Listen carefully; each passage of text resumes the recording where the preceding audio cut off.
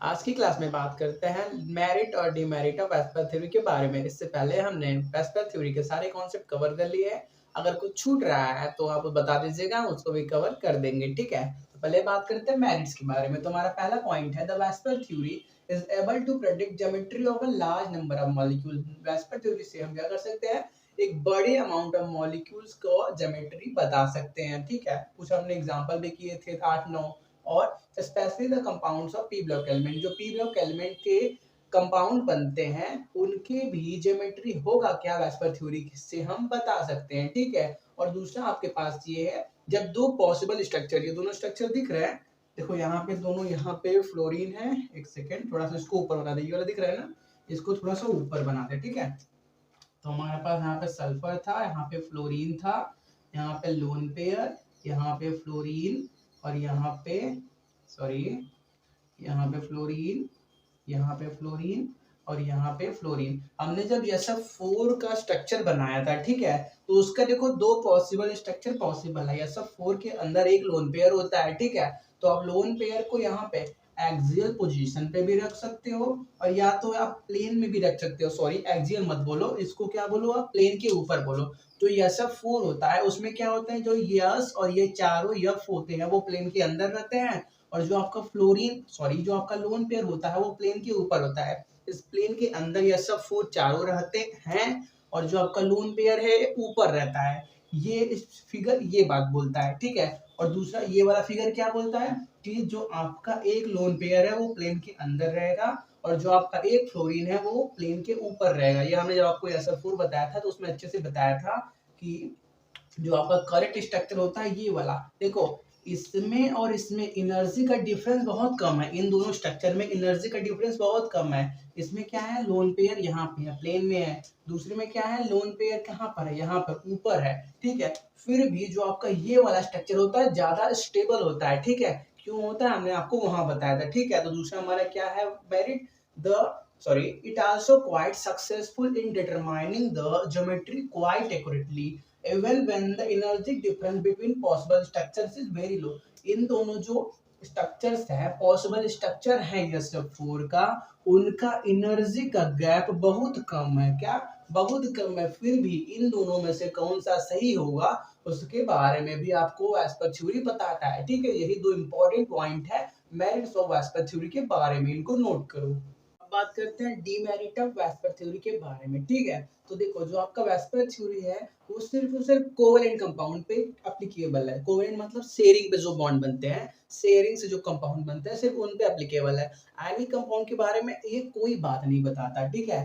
The theory is applicable to covalent compound only, it can not be applicable to ionic compound. Ionic compound पे applicable है ही नहीं ये, ठीक है। उसके बाद दूसरा पॉइंट है, the theory does not make any distinction between the electron present in S, P, D and F orbital of the same valency cell। देखो किसी भी सेम वैलेंस सेल में बात करें, अगर हम क्या करें, K सेल की बात करें, L M, K सेल में क्या होता है 1s, L सेल में 2s और 2p, और M सेल में 3s 3p 3d होते हैं, ठीक है। तो देखो इनके अंदर जो इलेक्ट्रॉन होगा उनके बीच कोई डिस्टिंक्शन ये नहीं बताता वेस्पर थ्योरी। इलेक्ट्रॉन अलग अलग सेल में प्रेजेंट मतलब जैसे बात करें यम सेल में, तो यम सेल में 3s भी है, 3p है भी है और 3d भी है। तो इनके इलेक्ट्रॉन में जो फर्क होगा उसके बारे में वेस्पर थ्योरी कोई बात नहीं करती। फर्क क्या होगा, फर्क ये होगा कि जो इलेक्ट्रॉन होंगे वो अलग अलग जगह पे ओरिएंट होंगे। यस यस का शेप कैसा होता है, यस का शेप स्फेरिकल होता है, पी का कैसा होता है डम्बल, डी का कैसा होता है डबल डम्बल। तो इन सब के बारे में कि जो ये इलेक्ट्रॉन कहाँ पे रहेंगे उसके बारे में वेस्पर थ्योरी कोई बात नहीं करती, ठीक है। उसके बाद जो तीसरा पॉइंट है, the theory fails to predict exact bond angles of the molecules like ammonia and water which do not have regular geometry. देखो आपको मालूम है अमोनिया में एक लोन पेयर और वाटर में दो लोन पेयर होने की वजह से ये रेगुलर ज्योमेट्री नहीं दिखाते।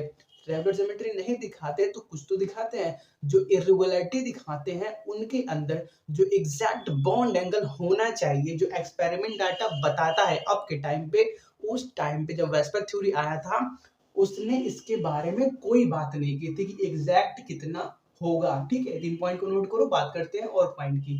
तो देखो हमारे पास चौथा लिमिटेशन या डीमेरिट बोल दो, वो क्या है कि ये कोऑर्डिनेट बॉन्ड। देखो कोऑर्डिनेट बॉन्ड कैसे बनता है, हमने आपको एक एग्जांपल बताया था H3O प्लस का, क्या H3O प्लस का। उसमें होता क्या था, उसमें ऑक्सीजन के ऊपर एक लोन, देखो जनरली ऑक्सीजन में क्या होता है, 2 लोन पेयर, लेकिन ऑक्सीजन क्या करता है, अपना जो एक लोन पेयर होता है पूरा का पूरा इस हाइड्रोजन को डोनेट कर देता है। तो ऐसे वाले बॉन्ड को जिसमें कोई एक आटम अपना पूरा का पूरा दोनों इलेक्ट्रॉन, पूरा का पूरा दोनों इलेक्ट्रॉन दूसरे को डोनेट कर दे, तो जिससे क्या होता है, कोऑर्डिनेट बॉन्ड का फॉर्मेशन होता है। ये हमने आपको स्ट्रक्चर बना के दिखाया था, ठीक है। तो देखो वैलेंस बॉन्ड थ्योरी के अकॉर्डिंग इसका शेप कैसा होगा, क्योंकि ये अमोनिया की तरह दिख रहा है, अमोनिया में क्या होता है, एक लोन पेयर और 3 बॉन्ड पेयर, तो ये क्या होता है, पिरामिडल होता है। वैसे उन्होंने बोल दिया कि ये भी क्या है, 3 इसमें बॉन्ड है और एक लोन पेयर है, तो ये भी पिरामिडल होगा। लेकिन देखो ये सभी क्या है, ये बॉन्ड पेयर है। बॉन्ड पेयर कब बनते हैं, जब इलेक्ट्रॉन की शेयरिंग होती है, इसने इसने इसने इसने एक एक इलेक्ट्रॉन शेयर किया। लेकिन ये कोऑर्डिनेट बॉन्ड बना, मतलब यहाँ पे इलेक्ट्रॉन की शेयरिंग नहीं हुई। तो इसी बात को कि इलेक्ट्रॉन की शेयरिंग नहीं हुई, फिर भी जो आपका H3O प्लस होता है वो पिरामिडल होता है,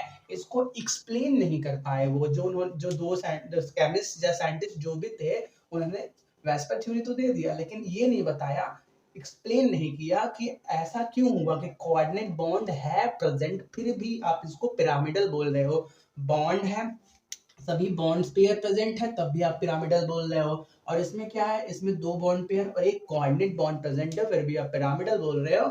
इसके बारे में उन्होंने कोई डिस्टिंग्विश नहीं किया, ठीक है।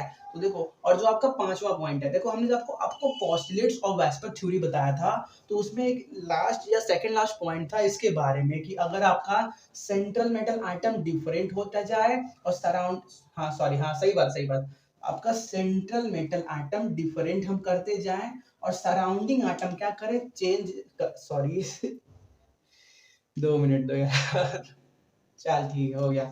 देखो अगर हम सेंट्रल मेटल आइटम को सेम ना रखें, हमेशा बदलते जाएं, और सराउंडिंग आइटम्स को हमेशा सेम रखें, तब बॉन्ड एंगल पे क्या फर्क होता है, इसके बारे में हमने पोस्टुलेट्स में आपको बताया था, ठीक है। लेकिन देखो ऐसा क्यों होता है, इसके बारे में इन्होंने कोई बात नहीं की, ठीक है। उन्होंने सिर्फ बोल दिया ऐसा तो ऐसा, लेकिन क्यों उसके बारे में बात नहीं की।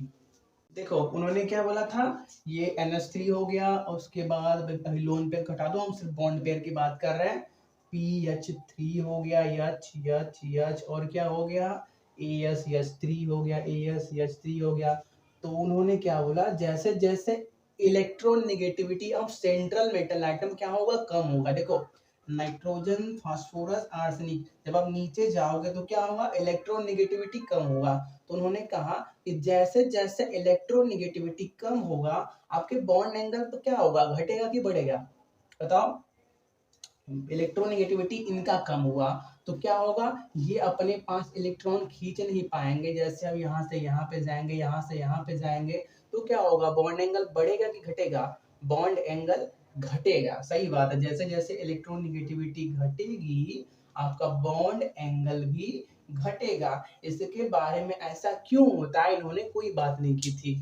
तो यही ये 5 इंपॉर्टेंट पॉइंट है जो क्या करता है, आपके वेस्पर थ्योरी के डीमेरिट के अंदर आते हैं, जहां पे यहाँ पे आके आपका वेस्पर थ्योरी भी फॉल कर जाता है, ठीक है। तो यहाँ तक आई होप आपको क्लियर हुआ होगा, कोई डाउट है तो कमेंट करिएगा। आपको फेसबुक आईडी और इंस्टा आईडी दे दी गई है, अगर आप वहां पे कंफर्टेबल है तो आप वहां पहुंचिए, ठीक है। इस वीडियो के लिए इतना ही, तब तक के लिए thanks for watching, have a nice day.